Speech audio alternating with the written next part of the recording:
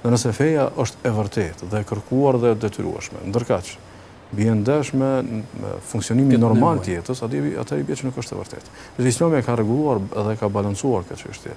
Madje ne gjejmë fjalë bie sigurisht që është shënuar në evidencën profetike që dikush kishte ardhur, saktësisht 3 veta kishin ardhur tek familjarët e të dërguarit të Allahut sallallahu alaihi wasallam për ta pyetur për përkushtimin e profetit sallallahu alaihi wasallam. Edhe është e natyrshme që dikush të vjen në shtëpinë e profetit, sigurisht që pyetjen më bazike do ta kishte bërë pikërisht për përkushtimin shpirtëror të tij sallallahu alaihi wasallam. Dhe pastaj marrin vesh se si ka qenë përkushtuar në namaz, si ka qenë përkushtuar në veprat e tjera. Dhe ata kujtojnë një fakt. Cili është ai fakt? Fakti që dërguari Allahu sallallahu alaihi wasallam është kaq shumë i përkushtuar, ndërkohë që janë falur mëkatet e së kaluarës dhe të së ardhmes. Ku jemi ne? Ku jemi ne. Edhe pastaj nga ai motivim, nga ai entuziazmi i çastit, sigur besatohen që do të braktisim gjithçka të kësaj jete, nuk do të bëjmë një jetë normale sikur krejt njerëzit, vetëm që t'i përkushtojmë vetëm shpirtënorës. Edhe njëri prej tyre thotë, unë nuk do të bëj gjumë natën fare dhe do të falem gjithherë.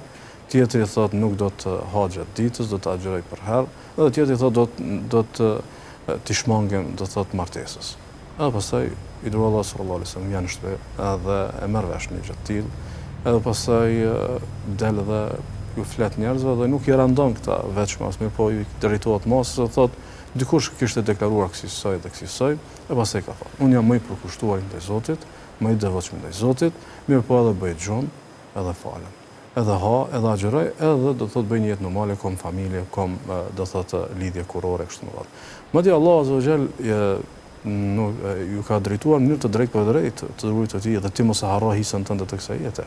Kuptimin që sa herë që ndoshta e ke një thellim shpirtëror, ndoshta edhe e relativizon fuqishëm jetën e kësaj bote, mirë po megjithatë nuk mund dalësh nga ligjet që Allahu azza wa jall i ka përcaktuar. Për arsye gjejmë hadithet e sikur që është ai çortimi për Abu Dardën, Abdullah ibn Amrin, që kanë qenë në një përkushtim shumë të madh, derisa janë kumtuar ato hadithe që ti ke një të drejtë që duhet ta realizosh në raport me familjen, në raport me jetën, në raport me gjumin, në raport me bashkëshortë, në raport me fëmijët e kështu. Madje është interesant që një prej urdhëresave shumë të qarta në Kur'an që është urdhëresa për namazin e xumës. E potencon më njëherë pas kryerjes së namazit dhe dilni në kërkim të asaj që është jetë.